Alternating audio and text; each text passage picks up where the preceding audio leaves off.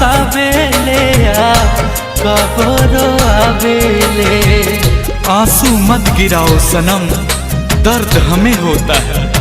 आंसू मत गिराओ सनम, दर्द हमें होता है।